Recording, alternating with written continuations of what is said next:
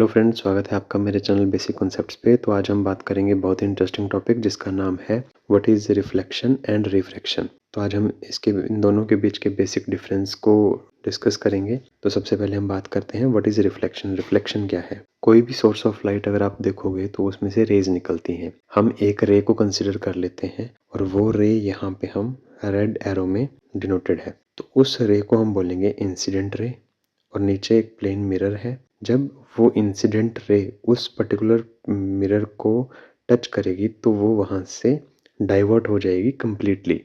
तो उस डाइवर्जन को हम बोलेंगे रिफ्लेक्शन।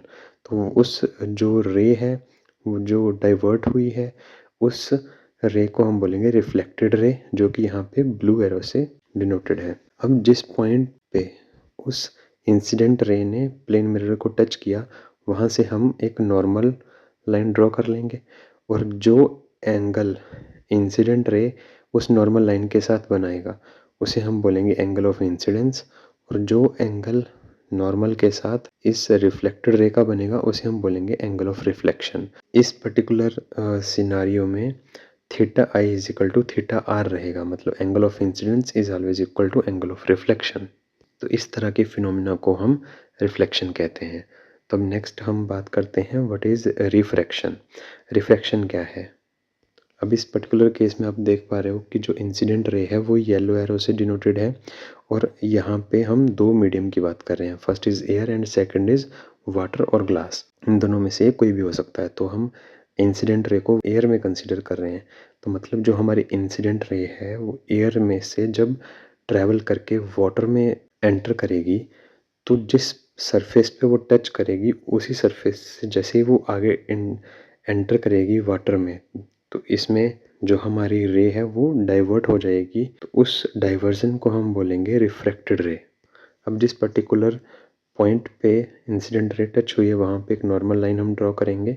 तो अब जो इंसिडेंट रे उस नॉर्मल के साथ एंगल बनाएगी उसके हम बोलेंगे एंगल ऑफ इंसिडेंस, और जो रिफ्रैक्टेड रे उस नॉर्मल लाइन के साथ एंगल बनाएंगे उसको हम बोलेंगे angle of refraction.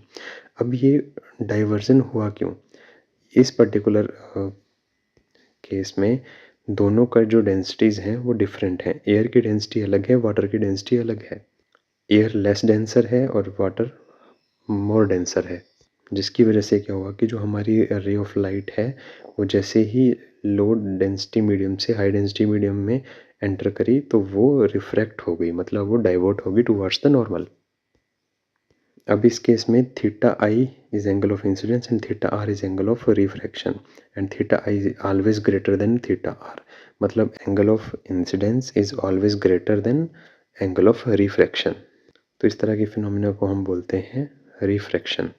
I hope आपको समझ आ गया होगा दोनों के बीच का difference, what is reflection and what is refraction. अगर वीडियो अच्छी लगी हो, इन्फॉर्मेटिव लगी हो तो वीडियो को लाइक करें, शेयर करें। अगर आपकी क्वेरी है तो आप कमेंट कर सकते हैं। अगर आप चाहते हैं हम किसी टॉपिक पे वीडियो बनाएं तो आप वो टॉपिक कमेंट कर सकते हैं, हम नेक्स्ट वीडियो उस टॉपिक पे बना देंगे। Thanks for watching.